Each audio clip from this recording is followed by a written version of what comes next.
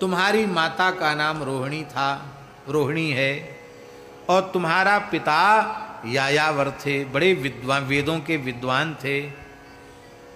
उन्होंने तुम्हारे सारे संस्कार समय से कराए और तुम उनका प्रेत कर्म करके, उनकी अंत्येष्टि संस्कार करके, और तुम चले गए, वैराग्य के कारण घर छोड़ के चले गए।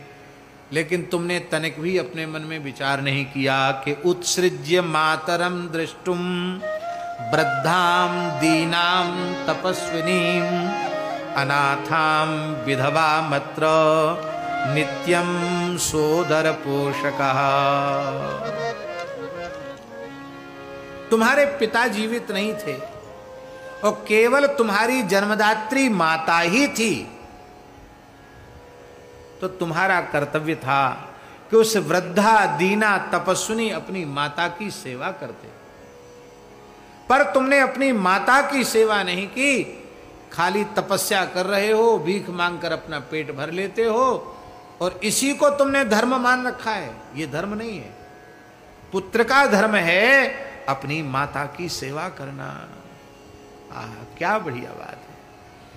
आज के परिप्रेक्ष्य में मातृ पितृ भक्ति की बात कहना बहुत जरूरी है।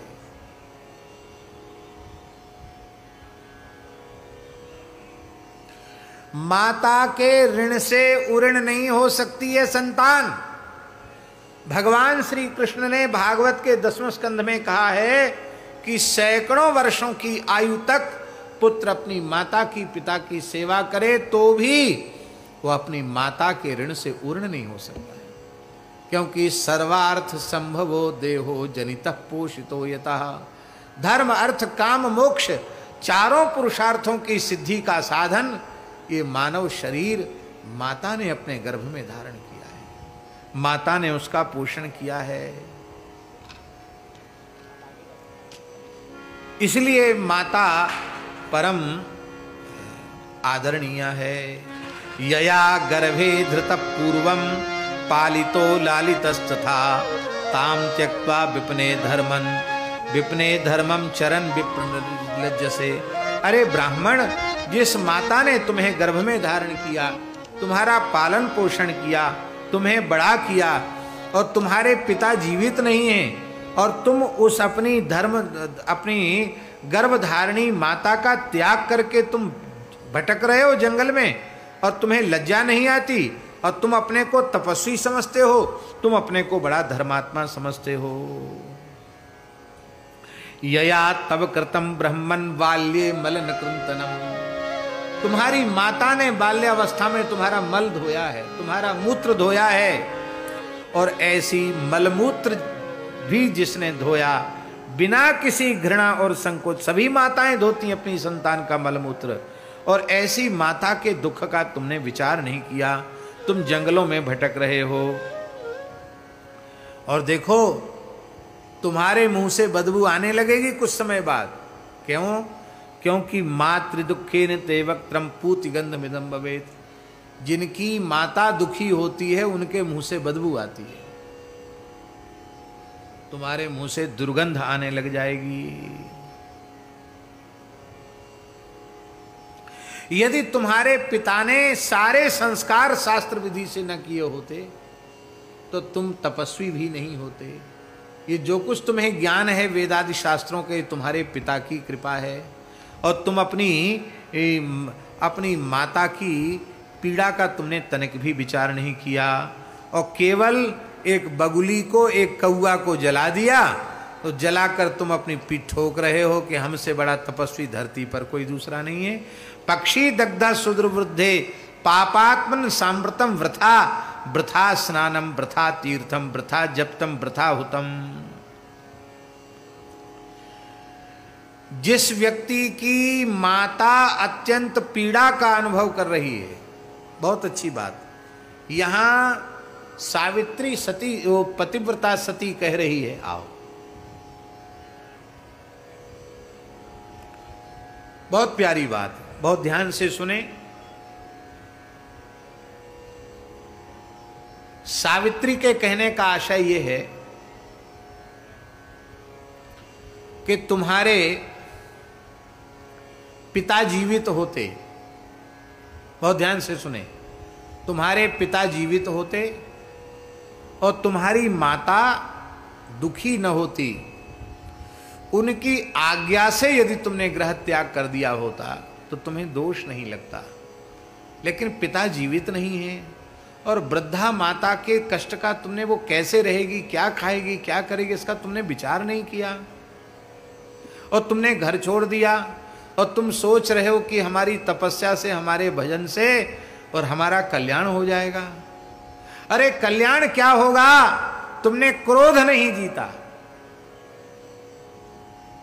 अब क्रोध नहीं जीता इसका मतलब काम को भी नहीं जीता, क्योंकि कामात् क्रोधो भी जायते, काम से ही क्रोध उत्पन्न होता है।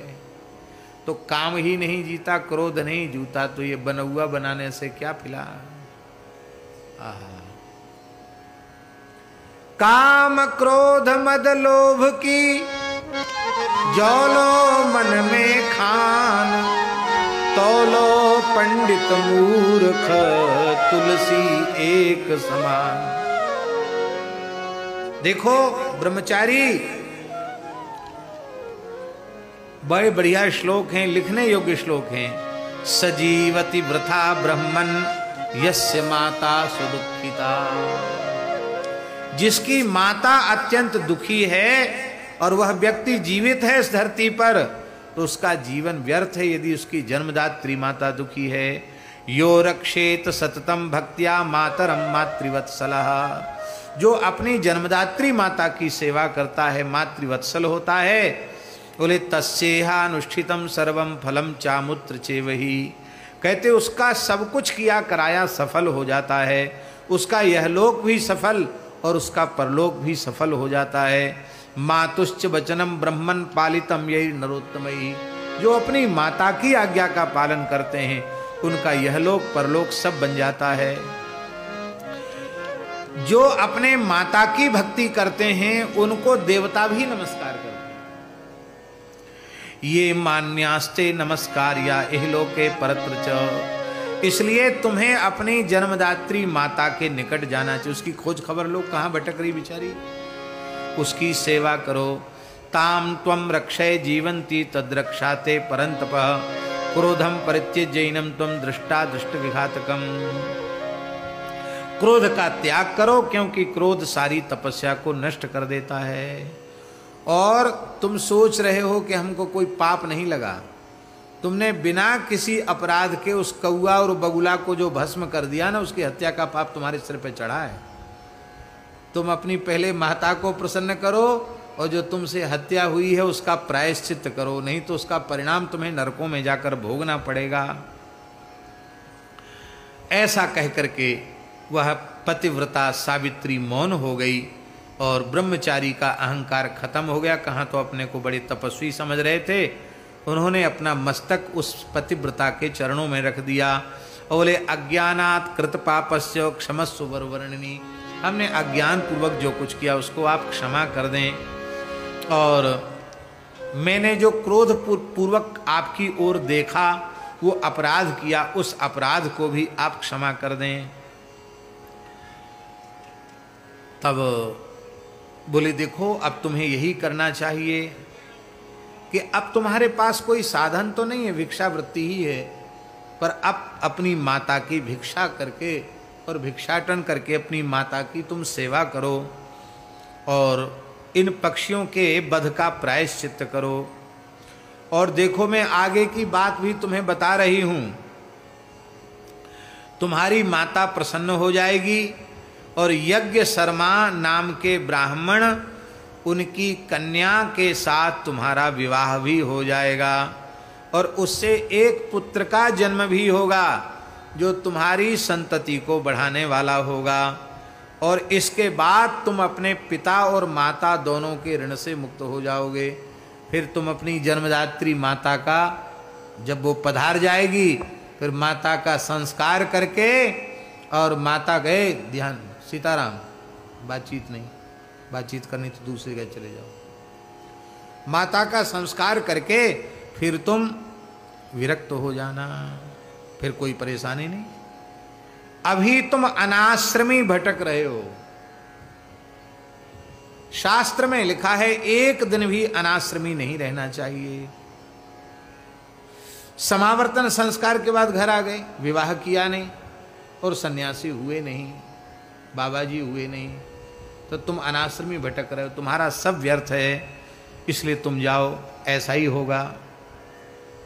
पुनर्मृतायाम भार्यायाम भविता त्वं त्रिदंड कहा, तुम्हारे एक पुत्र का जन्म होगा और कुछ समय पश्चात तुम्हारी पत्नी की भी मृत्यु हो जाएगी, फिर तुम त्रिदंडी सन्यासी हो जाना। त्रिदंड कहा, फिर सन्यास लेना, फिर पकड़पने में रहो, खूब भजन करो, और फिर तुम नरसिंह प्रसादेन वैष्णवम पदमास्यति, फिर नरसिंह भगवान की कृपा से तुम्हें भगवान का दिव्य धाम प्राप्त हो जाएगा।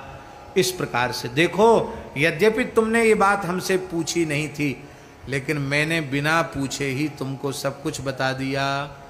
भविष्य की बात भी पतिव्रता ने बता दी। और महाराज जी वो ब्रह्मचारी चरणों में प्रणाम करके अपनी माता को खोजने लग गया। माता मिल गई और माता तो बहुत प्रसन्न हो गई, चरणों में प्रणाम किया, बोले माँ अब तुम भटको मत, अब हम तुम्हारी सेवा करेंगे। माता की प्रेम से सेवा करने लग गया, वेदाध्ययन करता, माता की प्रेम से सेवा करता, माता की प्रसन्नता से सारे दुख दूर हो गए और उसका विवाह भी हो गया, एक पुत्र का जन्म भी हो गया, और पुत्र के बाद मृत भार्यश्च सन्यस्य समलोष्टास्म कांचनः, पत्नी की मृत्यु भी हो गई और उसने ग्रह त्याग करके और सन्यासी हो गया, त्रिदंडी सन्यासी हो गया। नरसिंह प्रसादेन पराम सिद्धिमवाप्तवान, नरसिंह भगवान की कृपा से इस ब्राह्मण को परा सिद्धि प्राप्त हो गई।